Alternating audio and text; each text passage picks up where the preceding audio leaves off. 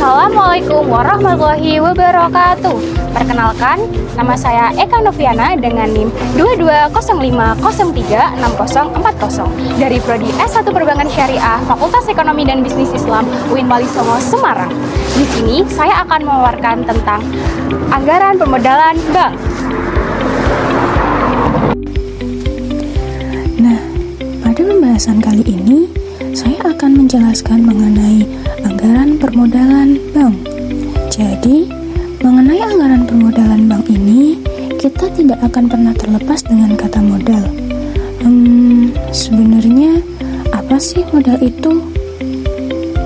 Jadi, modal adalah sejumlah dana yang ditanamkan ke dalam suatu badan usaha oleh para pemiliknya untuk melakukan berbagai macam kegiatan usaha yang akan dilakukannya. Pada sebuah bank, modal terdiri dari dua jenis, yakni modal inti dan modal pelengkap. Untuk lebih jelasnya, yuk kita simak videonya sampai habis. Yang pertama, ada modal inti. Modal inti adalah modal yang berasal langsung dari pemilik bank dan memiliki karakteristik paling kuat dan stabil untuk menyerap resiko kerugian. Untuk modal inti sendiri juga dibagi menjadi beberapa jenis loh teman-teman. Yuk kita bahas satu persatu. Komponen yang pertama yakni modal disetor.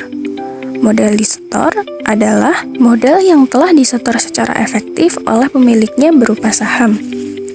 Tapi saham itu apa sih?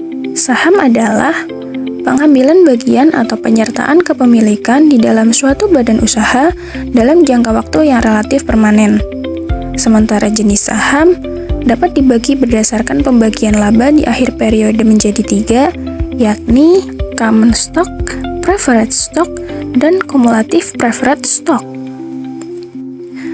Common stock yakni jenis saham di mana pemegang saham akan mendapatkan pembagian laba yang berbentuk dividen pada akhir periode pembukuan hanya kalau perusahaan memperoleh keuntungan saja.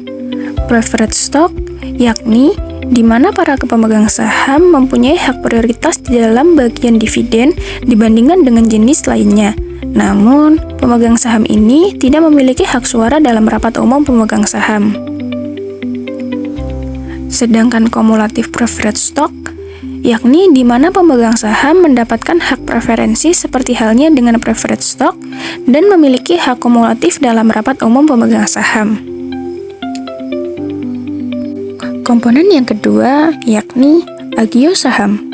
Agio saham adalah selisih lebih setoran modal yang diterima oleh bank akibat kenaikan harga saham yang melebihi harga belinya.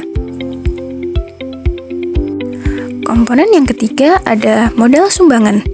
Modal sumbangan ini adalah modal yang diperoleh kembali dari sumbangan saham termasuk selisih antara nilai yang tercatat dengan harga jual apabila saham tersebut dijual.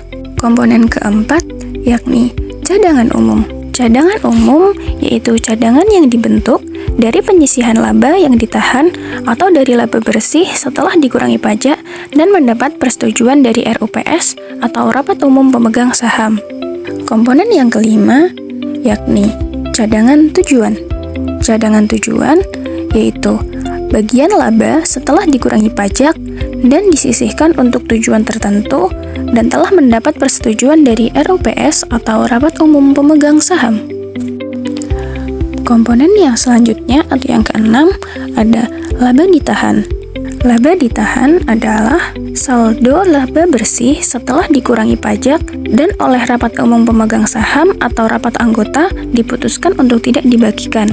Komponen yang ketujuh ada laba tahun lalu, yakni seluruh laba bersih tahun-tahun yang lalu setelah diperhitungkan pajak dan belum ditetapkan penggunaannya oleh Rapat Umum Pemegang Saham atau rapat anggota. Komponen yang terakhir atau yang kedelapan dari modal inti adalah laba tahun berjalan, yaitu laba yang diperoleh dalam tahun buku berjalan setelah dikurangi taksiran utang pajak.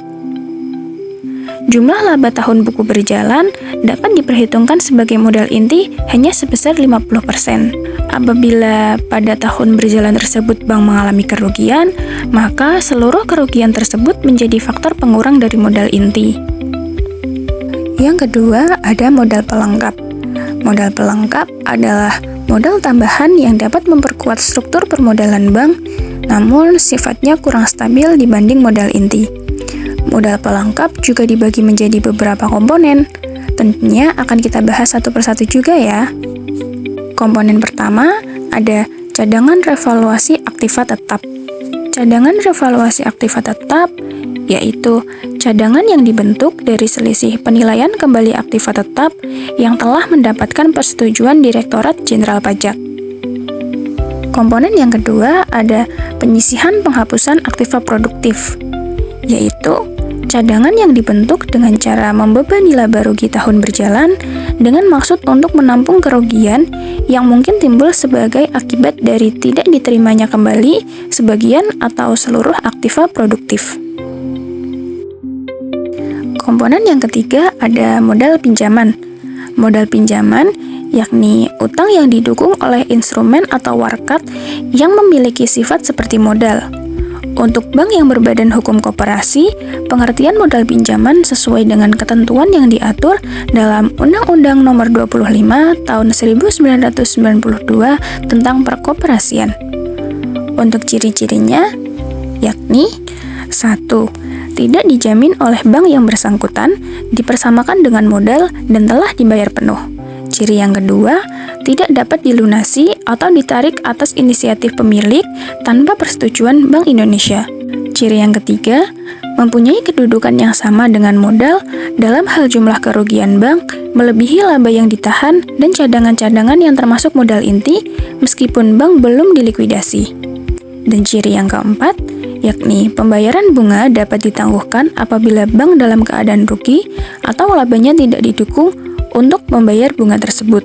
Ciri yang keempat, yakni pembayaran bunga dapat ditangguhkan apabila bank dalam keadaan rugi atau labanya tidak mendukung untuk membayar bunga tersebut.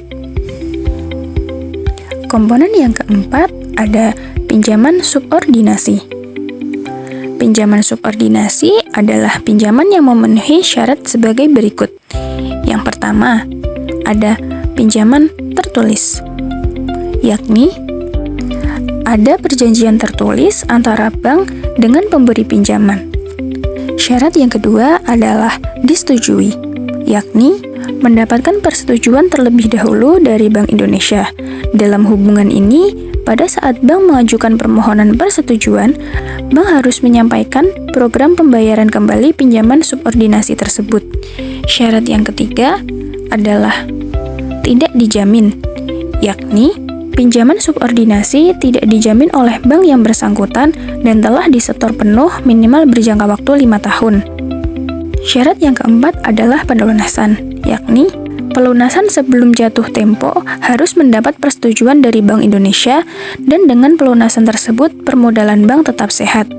Dan syarat yang terakhir yakni hak tagihan. Hak tagihan yaitu dalam hal terjadi likuidasi berlaku paling akhir dari segala pinjaman yang ada atau kedudukannya sama dengan modal. Nah, itulah penjelasan mengenai anggaran permodalan bank. Semoga bermanfaat, teman-teman. Sekian video kali ini. See you next video, guys. Bye-bye.